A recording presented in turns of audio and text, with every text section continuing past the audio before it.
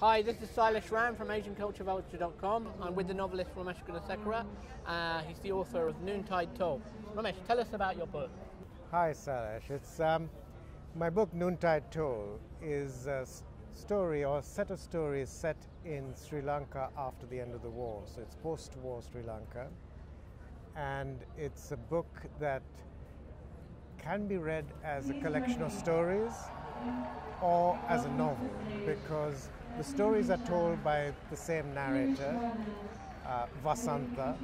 He's a van driver in post-war Sri Lanka, driving around the country, taking tourists, taking officials, taking business people, families around, going to places he's never been to before because he couldn't go there before during the war, like Jaffna. And places he's also been to before as well, like down south to Gaul and so on. So it's a book of stories that can be read as a novel or as stories, as you like. Is it post-Civil War Sri Lankan novel? Very much. It is. All the stories are set after the end of the war, and to some extent, it really is an exploration of what it's like to live in a place where there's been this tremendously traumatic period that went on and on and on for nearly 30 years. And Vasanta is trying to understand how one lives in this sort of situation, how one deals with the past, which is traumatic, it's difficult. Is it a good thing to look back? Well, Vasanta is a driver, and he begins to understand that, if you're a driver, you do need to check your rear view mirror every now and again. Otherwise, you don't know what's creeping up behind you. Whereas a lot of people, very understandably, may want to kind of hope the past will go away and therefore not to look back at the past. So I guess Vasanta's view is trying to understand, what's the right thing to do. Should you not look back? But he knows as a driver that's a dangerous thing to do. Should you always look back? He knows as a driver that's a dangerous thing to do. You should be looking where you're going as well. So he's really trying to work it out. You're saying you can't really forget about the past, but you shouldn't let it obscure the future. Well, it's obviously very dangerous to forget the past. I mean, it's a very famous saying that if you forget the past, the chances are you'll repeat it. Yeah, sure. But at the same time, if you only live in the past, then there's no future. Do you think the novel chimes with the times and the new election? I mean, the election and the election of the new president. Well, I think as a novel, it has to. It wouldn't work as a novel if it's only if it's only useful for 3 weeks of the year or whatever. But of course, when I wrote the novel, there was no prospect of elections. Are you surprised by the result?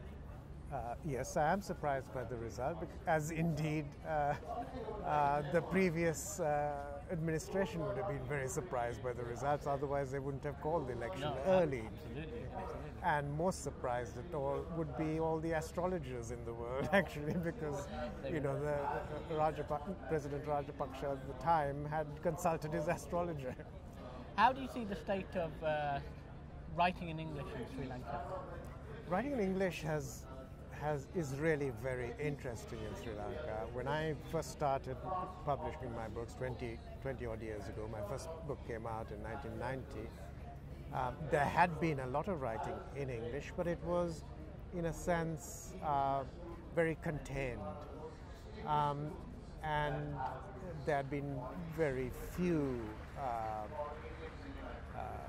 books in English written with a Sri Lankan background of any sort that had reached out anywhere beyond that. The big exception being Michael Ondaatje. Michael Ondaatje's memoir, Running in the Family, which is a wonderful book, did reach hugely and so on. But otherwise, very little. But over the last 20 years, I've noticed, how the interest has grown. I don't know what my books played in this whole process, but in the last few years particularly, there's really quite a flowering. There's a lot of Sri Lankan writers. And where do you think that energy is coming from? Well, I think it's a mixture of things. It's the way the world is working, the way things are happening globally. It is the fact that not only me, but there have been other writers since my first books came out who've been published internationally, who've gained recognition. So there are, if you like, models out there for people to follow, to think that it's possible. When I was a kid, the idea of writing a book seemed, it's not something anyone could do or think of doing. Whereas, there has been a growing interest, and also I think in Sri Lanka there's been literary festivals. There was one that ran for quite a few years, which brought a lot of writers into the country, which I think again, meant that younger people who were interested or even vaguely interested in the idea of writing saw that this is something that people do. And what's really refreshing, I think, is that the writing in Sri Lanka isn't one-dimensional. It's not that everyone's writing about the war or the trauma. There are people who are writing all sorts of things. What do you think the role of a festival like Jaipur is? Well, the Jaipur Literary Festival is an amazing phenomenon, as you know, and what it's done is on a grander scale and a bigger scale of what I was talking about, what happened in Sri Lanka in a sense. The Sri Lankan festivals really came out of the success of places like Jaipur because, again, it gave the idea that these things can happen. This sort of space is worth creating somehow. And the Jaipur Literary Festival, it makes reading, writing, books, novels, fiction, imagination, all really exciting and buzzy.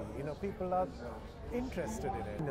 I was just a little bit late coming up here just now because I was listening to people talking about, this wonderful novel by V.S. Naipaul, The House of Mr. Biswas. And we had three writers talking about him, but V.S. Naipaul was there on the front row, and at the end of it, they brought him up on stage. A highly emotional moment because he's in a wheelchair now, and it's one of those magical things. Thank you, Romesh.